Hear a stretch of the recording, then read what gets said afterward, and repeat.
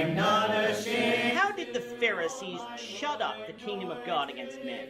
This is the question that we seek to answer today as we continue our verse-by-verse study of the book of Matthew on walking through the Bible. The glory of his cross.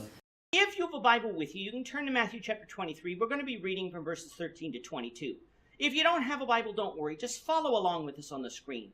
The version that we'll be reading from is the New King James Version. So, Matthew chapter 23, beginning at verse 13. But woe to you, scribes and Pharisees, hypocrites, for you shut up the kingdom of heaven against men. For you neither go in yourselves, nor do you allow those who are entering to go in. Woe to you, scribes and Pharisees, hypocrites, for you devour widows' houses, and for a pretense make long prayers. Therefore you will receive greater condemnation. Woe to you, scribes and Pharisees, hypocrites, for you travel land and sea to win one proselyte, and when he is won, you make him twice as much a son of hell as yourselves. Woe to you, blind guides, who say, whoever swears by the temple, it is nothing, but whoever swears by the gold of the temple, he is obliged to perform it. Fools and blind, for which is greater, the gold or the temple that sanctifies the gold? And whoever swears by the altar, it is nothing, but whoever swears by the gift that is on it, he is obliged to perform it. Fools and blind, for which is greater, the gift or the altar that sanctifies the gift? Therefore, he who swears by the altar swears by it and by all things on it. He who swears by the temple swears by it and by him who dwells in it. And he who swears by heaven swears by the throne of God and by him who sits on it. In this section of Matthew 23, Jesus is going to be showing the people the hypocrisy of the scribes and Pharisees. He is going to call them out by name and pronounce 7 woes on them, plus an additional woe that would apply to them, but he doesn't call them out by name. Being a hypocrite means that someone pretends to be something he knows he's not, or not practicing what you're saying. A woe in this case is an interjection that means a term of grief or dismay, and when spoken by an inspired man, like Jesus is here, it means that great calamity is in store for those who are referred to. The first woe that Jesus pronounces is because the scribes and Pharisees shut up the kingdom of heaven against men, for they neither enter themselves nor let others to enter. What did the Pharisees do? Well, by rejecting the teachings of John the Baptist and Jesus, they have shut themselves out of the kingdom of heaven.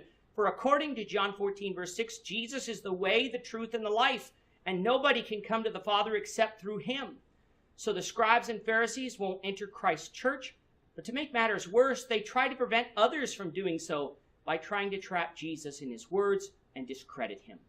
This is not how men of God should act, for they should delight in the truth and seek that all follow it. The second woe that Jesus pronounces is because they devour widows' houses and for a pretense make long prayers. What were they doing here? They were taking advantage of widows through their power and enlarging their own estates, and then they came into places of worship and uttered prayers that were unusually long. Prayers are to be sincere and from the heart. They shouldn't be done to make oneself look religious. Jesus said they'd receive the greater condemnation. The Bible teaches us about one hell where all the wicked will be cast. But even as a judge can sentence 2 criminals to the same prison for life, he might speak more severely to one criminal over the other. That's what Jesus means here. The third woe that Jesus pronounces is that they go miles and miles to win one proselyte, yet when he is won, they make him twice as much a son of hell as themselves. A proselyte is one who is converted from one faith to another, in this case Judaism. The point that Jesus is making here is that because the scribes and Pharisees taught their own traditions over the written law of Moses, they were not teaching these people the way to God. Before becoming a proselyte, these people were on the road to hell, but following after the Pharisees didn't change their condition. In fact, it made it worse, because these people would think they were on the road to heaven. Even though hell will be the same for everybody, it will feel much worse to those who thought that they were going to heaven than on those who had never had any hope to begin with.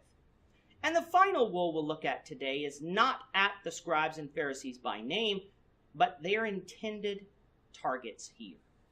It was pronounced because they made a distinction between oaths that needed to be kept and oaths that didn't. These scribes and Pharisees said if you swore by the temple, it was nothing, but if you swore by the gold of the temple, you had to perform the oath. Which was greater, the gold or the temple that sanctifies the gold? The same went with the altar. Which is greater, the gift or the altar that sanctifies the gift? Jesus said, if you swear by the temple, you swear by it and him who dwells in it. And if you swear by the altar, you swear by it and everything on it. He adds, if you swear by heaven, you swear by the throne of God and he who sits on it. Jesus' point, if you swear an oath, no matter what it is on, you're obliged to keep it. This goes with Jesus' teaching in Matthew 5:37, which says we're to tell the truth always and do what we say. With that, our time is up for today. The Lord willing, we hope you'll join us for tomorrow's discussion of Matthew 23, verses 23 to 28, as we continue our walk through the Bible, one verse at a time. I'm not ashamed. Thank you for watching today's episode. We hope that you found it edifying and ask that you not only subscribe to our channel and podcast, but that you like and share this episode among your friends so that the saving gospel of Jesus Christ can go out to the whole world. Of his cross.